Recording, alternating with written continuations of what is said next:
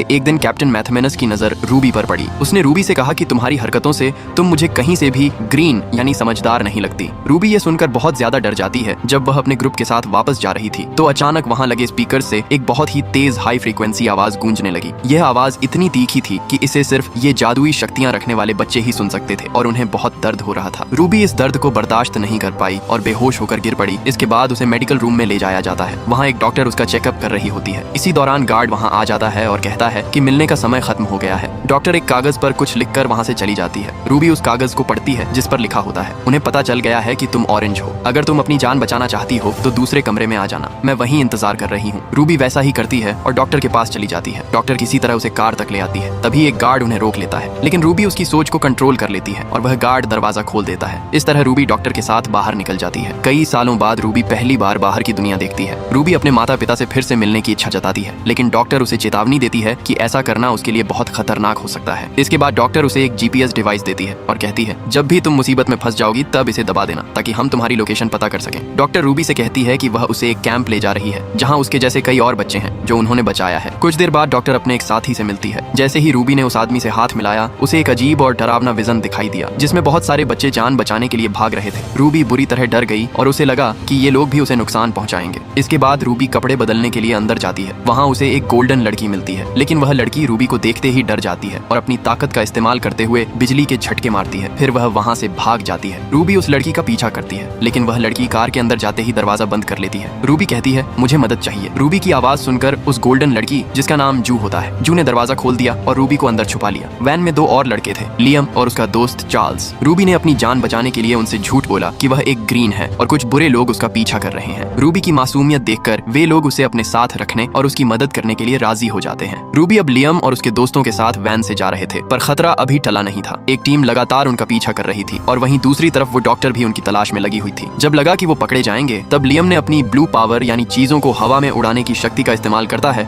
और उन दोनों गाड़ियों को सड़क से उठाकर बाहर कर दिया। इस तरह वो लोग वहाँ से सुरक्षित बचकर निकल गए। कुछ देर बाद वे सब एक सुनसान जगह पर रुकते हैं। वहाँ लियम के दोस्त चार्ल्स को रूबी पर थोड़ा शक हुआ। उसे समझ नहीं आ रहा था कि अगर रूबी एक ग्रीन है जो कि सबसे सेफ कैटेगरी मानी जाती है तो वो ऐसे छुपकर क्यों भाग रही है। उसके हिसाब से रूबी को किसी से कोई डर नहीं होना चाहिए था। लियम पूछता है तुम इस तरह भाग क्यों रही हो। इस पर रूबी कहती है अगर तुम मेरी मदद करना चाहते हो तो ठीक है और अगर नहीं तो मैं चली जाऊंगी। तभी लियम उसे रोकता है और कहता है कि वे लोग उस जगह जा रहे हैं जहाँ एक ऑरेंज लड़का रहता है। वही लड़का कैंप में हम जैसे बच्चों को बचाता है। लियम कहता है कि वहाँ कोई खतरा नहीं है और अगर रूबी चाहे तो वह उनके साथ चल सकती है। रूबी उनकी बात मान लेती है और उनके साथ जाने के लिए तैयार हो जाती है। रास्ते में रूबी लियम से पूछती है कि वह बेस से क्यों भागा था। लियम बताता है कि सरकार उन बच्चों पर गलत प्रयोग कर रही थी। वे बच्चों को एक सेना बनाना चाहते थे ताकि दुश्मनों के खिलाफ उनका इस्तेमाल किया जा सके। इसी वजह से वह वहाँ से भाग गया था। दूसरी तरफ डॉक्टर को भी कैंप में पकड़ लिया जाता है, वही डॉक्टर जिसने रूबी को ग्रीन बताया था। तभी एक मास्क पहनी हुई लड़की आती है और उस डॉक्टर को खत्म कर देती है। उसी रात वैन में सोते हुए अनजाने में रूबी का हाथ लियम के हाथ से छू गया। हाथ टच होते ही